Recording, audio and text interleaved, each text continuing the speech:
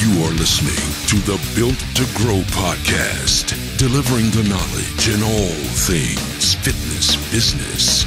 We help gym owners win. Here are your hosts, Tim Lyons and Randy Engston. All right, welcome back to the Built to Grow podcast. I'm your host, Tim Lyons, in studio, joined, as always, by Randy Engston. What's up, man? How we doing? Good. Good. I love this new setup. It is great. So real quick plug for our YouTube channel, youtube.com/Built to Grow podcast. Go check us out. We've got a few episodes on there, probably about 290, but we're growing that channel. So do us a favor, go subscribe over there. I know there were some comments in some of the videos in the past that we hadn't been updated in a while, but we are back on it and we are pushing out content like crazy. So we're excited to do that. This episode, guys, this one's a little bit higher level, right? Yeah. This topic isn't just for the newbies, but I think everybody's going to get a lot of value out of this topic. This is something I was thinking about over the weekend, and thinking about sales and marketing and what we do as a solution and offer. And unfortunately, there's not much way around fixing this, but we're going to give you some tips on what to do if this is what's happening in your marketing. What we sell in the fitness business, in the personal training industry, is not appealing. It's not appealing to the end consumer. Think about this. The solution that you're providing at the gym level is we're going to come in to the gym. We're going to work together 3, 4, 5, 6 days a week. You got to follow this meal plan. You're going to work out. You're going to be sore. You're not going to see any results for a while. You've got to do the work. We're not doing the work for you. You're not hiring us to do the work. And you're going to have to actually put the reps in, and then eventually you're going to see some results. If you think about that from a bigger picture, that's not really exciting. Not in comparison, especially to what else, human nature, what we do consume or what we do buy outside of this, right? You get your nails done, or you go to get your hair done. You go, just thinking the physical, the body type things like that. You want to get a tan on. Like, all of these things can be done nearly instant, and you walk away with the result. And the point is, those are all similar wellness type. Yeah, exactly, right? Get a haircut, you get a massage, you get a chiropractic visit. You go in, they do the work for you. Yep. Fitness is about as opposite as you get. The results are delayed, and you have to do the work yourself. So is the gratification. And the gratification. That's the hard part. So if we know this to be true, what do we do to help alleviate some of that, I guess, hesitancy of the new person signing up, for them to make this big leap into this new journey? They are in love with the romantic idea of being in great shape. Yeah. They're in love with the idea of seeing themselves out at the beach or at the pool with six-pack abs, or the booty for the women, and they're just looking great. Like, feeling good, looking good. Yep. And feeling good and looking good and moving good, right? Yep. That's what they are in love with. To get there, we have all this stuff that needs to happen. And that's what we would define as the solution. If your solution is unattractive, it doesn't matter how great of a hook, risk reversal, risk-free guarantee, sales, any of this stuff doesn't matter. If you make it sound like they're going to have to do a ton of work to get the result, you're going to lose the sale. Absolutely. So how do we make fitness become an attractive solution? The solution that gets you the result to be attractive. How do you do that? That's the ultimate question. And that's why things like 6-week challenges and, big booty programs and summer slim down and spring shred, that's why those appeal to the masses, because it starts on this date, it ends on this date. I got to do X, Y, and Z, and I'm going to get this amazing result in this amount of time. That's why those do well. Yeah. They seem attainable. They're to the consumer. It's like you said, it's all inclusive. So like, there's not all of these other things that they have to go figure out along the way. The solution has everything that they're looking for in order to get the result. Now, but they have to stick to it. They have to stick to it. Now, take that solution, and put it next to a magic pill that's going to get them the same results, which solution's going to win to human nature? Obviously, the magic pill is, because that solution's more attractive than this one where I actually got to do work. I just take this pill and we're going to get the results. Well, unfortunately, we know the magic pill doesn't exist, right? It doesn't exist. In fact, a lot of marketing says there is no magic pill. Yeah. Because that's human nature. They want the instant, quick fix. I don't got to do anything and the results happen. Well, we got to get as close to a magic pill in our marketing, in our messaging, as physically possible without lying. That's a good way of putting it. And that's exactly where we do have some control. And that's where things like the risk removal, the guarantees, having a short-term trial or bracketed program might appeal to those individuals. But those are the things that we get to play with in marketing that do speak to the decision making of the consumer, right? And those are the things that we can play with to help guide somebody closer to that. I also think that having a real honest conversation at your sales consultation goes a long way, right? Like, I know that here at Pulse, we don't market for the next person. We market for a lifetime member. Right? We're not just concerned about them walking through the door and selling them today. Like, we need that person to understand that this could be, a couple months to a couple of years to ultimately have what you as a client are saying you want.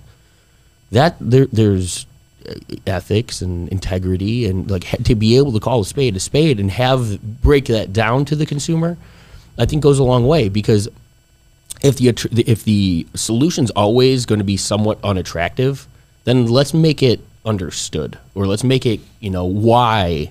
Well, this brings up another point. If you say it's going to be like as easy as a magic pill, if that's what you're saying your solution is, when that magic pill doesn't work, those people are gone. Or so 30 days later, and you got to toe the line. This is where it gets really dicey. Where, hey, we want to be as close to a magic pill as possible, but if we kind of exaggerate too much, well, when that person doesn't get the result, they're gone. So I would rather, like you said, make sure it's very known and cleared up front that there is work involved. Yeah. If this isn't for you, I understand. But if you're going to be here, yes, we're going to need to see you 3-4 days a week. We need to follow X, Y, and Z. And yes, we're going to hold your hand and keep you accountable and be there every step of the way. That's the magic pill portion of what I'm talking about. The work's got to get done regardless. Yeah. But we're going to hold your hand and make sure you get the results that you're wanting, and we're not going to let you fail. And you're making that as attractive as possible. Yeah, and then the point is, when you get that in the sales conversation, or even in your marketing, this person understands they're not over-promised, under-delivered. It's the opposite. And they have belief. And they have belief. They have belief. And so, really, another thing that we're selling, if we put the big kind of umbrella over exactly what we're selling, we have to make the results inevitable for the end consumer. Yeah. And we have to make them believe the results are inevitable. If I just do what they tell me to do, I'm going to get what I want.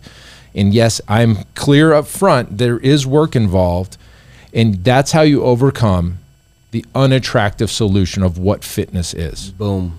It's just what you have to do. It is. And I'm glad we talked about this, because this is massive. And I think that if I look at the way that we market here at Pulse, or the consultations, how all of that stuff goes, how the conversations carry from the consumer walking, or the client walking in for the first time, to Zach knowing the things he should be saying, versus how I've seen other gyms market and sell their services, there is massive difference. A lot of it is a complete left versus right, because there's the scarcity, I need the sale, there's the whatever I can say to get the person to sign on the line today, despite the results the client's looking for, or the truth of how long it might take to get all that stuff. It's like the gym owners have resistance, or are afraid to talk about that. The truth. Exactly. Let me try and sell that magic pill, even though it doesn't freaking exist, even though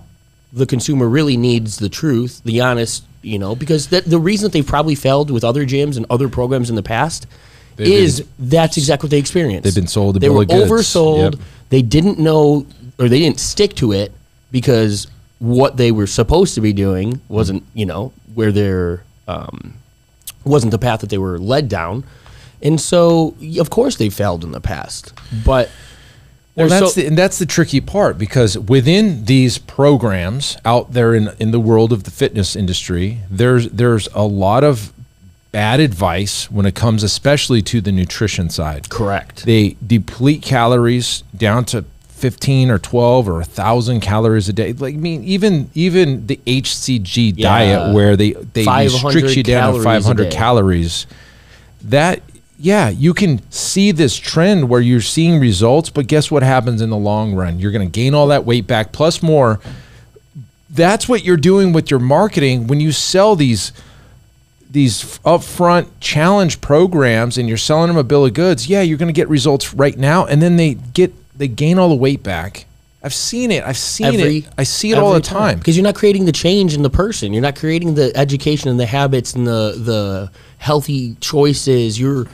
It's a crash course. It's whatever works right now for that. Back to that immediate gratification. They're searching for that instant result. Well, yes, I would agree, but like especially in these challenges where you deplete their diets down, you end up hurting them in the long run because you're getting metabolic damage. That's why you see, and we don't do them here anymore. Years ago, we stopped. That's why you see people waiting for the next challenge to start, because that's the only time they can get results.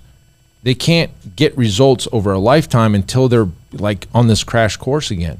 And that's the worst thing you could do. If we're actually doing a disservice in this fitness industry by doing these challenges. And I know I've beat that drum. We just talked about it in a recent podcast. Long time ago. But the point to that is the reason those challenges exist is because the marketing for the Magic Pill lives within those challenges. But then when they get into the program, they get this crash course, and then they're disserved, right, at the fitness and nutrition level. And then we set them up for failure in the future when all that could go away. You tell the truth. Yeah, it's not as attractive, but the attractive solution around what we do in the real industry, like the real thing that we do, is we hold your hand. Correct. Like if you can say we're going to be next to you every step of the way, I think that serves the closest purpose to the Magic Pill that we can, and be truthful and ethical about it, because the work's got to get done. I'm really curious. We got to get it done. I'd be really curious to know what gyms would market if marketers didn't influence it. Like if you wiped off the digital marketing, if you took away marketers and you got a bunch of gym owners in the room that said, okay, this is what we provide. How do we bring this to our consumer from, like no prior experience? Get the marketing hype out of it. Yeah, all no more hooks, no more. But all of that stuff comes later down the road, right? Like they have to come up with all of that crap. Yeah. Like what would marketing look like if we sold our services rather than what Magic Pill some marketer told us that we should be trying to convince people that they want to buy. Like gyms don't market what they sell. Yeah, it's true, but at the end of the day, that's not going to bring humans are humans. Well, and I agree. Yeah. I'm curious about that, because those are the things that typically, we could find a lot of value in speaking to those things. So the truth. The truth, exactly, is my point, right? It's not just the fluff, the hype. It's always that way. We always and marketing does that, right? There is an aspect, right? Marketing's job is to move somebody closer to a sale. It's entice them. It's draw them in.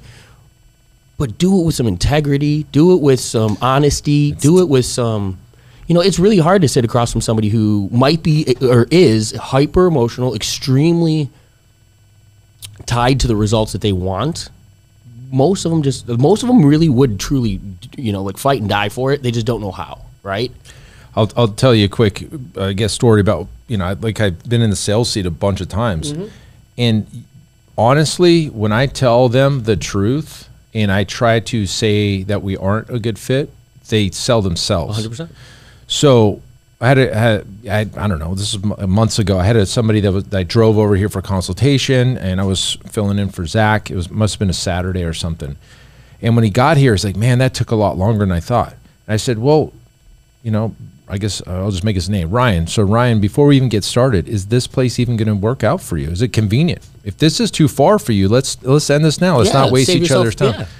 Oh, no. You know what? The times I'll be coming over here, he sold himself. The traffic's not going to be as bad. I can make it work. Okay, well, let's move on. And then we got into the next thing. hey, is this going to work for you? I mean, I know you kind of mentioned X, Y, and Z and the kids and the work and schedule. Do you even, we're far from you and the work and the life is kind of in the way. Is this even a good time to start a fitness program? Yeah. I'm like, I'm telling the truth. I'm not throwing fluff and rainbows and butterflies. Or jabbing him for it.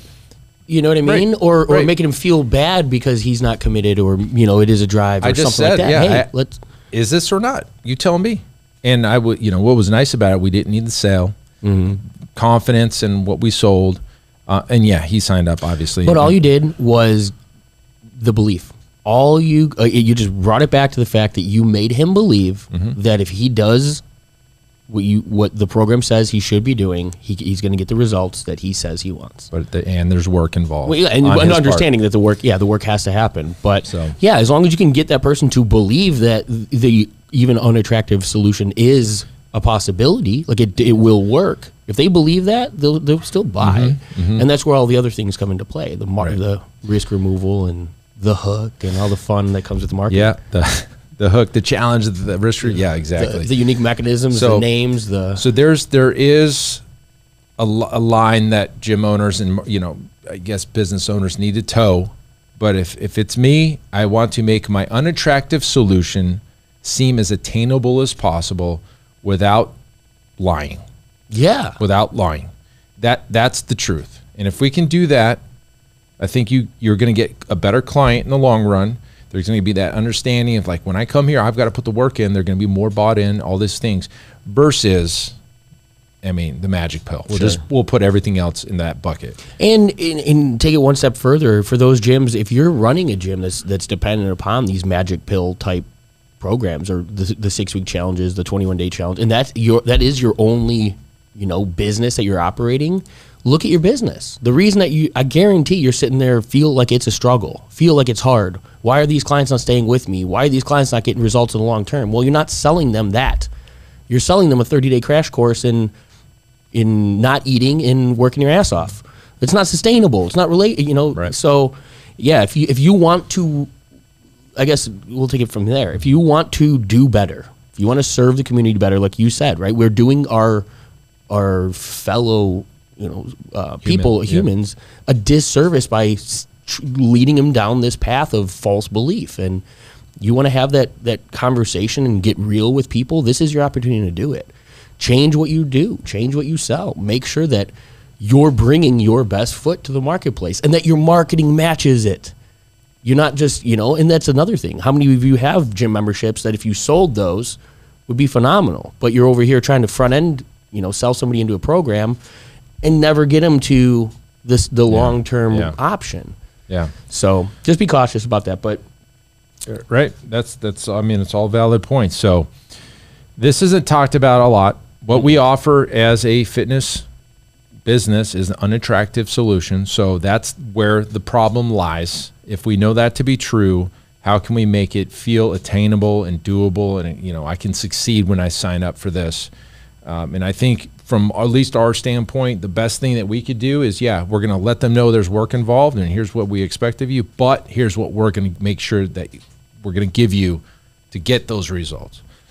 If you could do that, I think you're in a much better place than trying to sell this magic unicorn, silver bullet, magic pill to get the results. There you go. Yeah, it's like, I love that you touched on it earlier, though. It's like leading the person to the belief that they can do, that they can get the result with the solution you provide. Because there's no sugarcoating what we do. Exactly. There is work involved. I hate to say it. I wish there wasn't. I wish I can go step into this room and then 30 seconds later I'm got abs and I got a tan and a full head of hair again. Like if I could do that, I could sell anything. I could sell it for a lot of money. Yeah, a lot more money. Because it's very attractive solution. So the attractive solution, unfortunately, outweighs almost every other marketing piece. Exactly. Attractive, that's the hub. It's never talked about, but the solution to get the result, how attractive is it, ease of doing, and all these things outweighs the price, the risk reversal, the whatever. if I know that I can go in here and it's really easy for me to do and I get these results, then of course. But it's not really discussed because everybody's over here magic bullet stuff. Yeah, so we're trying to figure out how to cloak and dagger the sale as opposed to just have an honest conversation, be able to do that better. For sure. All right, guys, take that to your marketing. Until next episode, keep changing lives. We'll see you on the next show. Bye. Hey, thanks so much for listening to the Built to Grow podcast, where we help gym owners win. Now, do you want to connect with me and other gym owners online? All you got to do is join our private Facebook group, Marketing Talk with Fitness Professionals, right now. Just head on over to Facebook and type in Marketing Talk with Fitness Professionals. And when you join, we're going to give you free access to our 10 fitness marketing strategies 7-figure gym owners use to win. All right, I look forward to you joining us next time on the Built to Grow podcast. Keep building something great.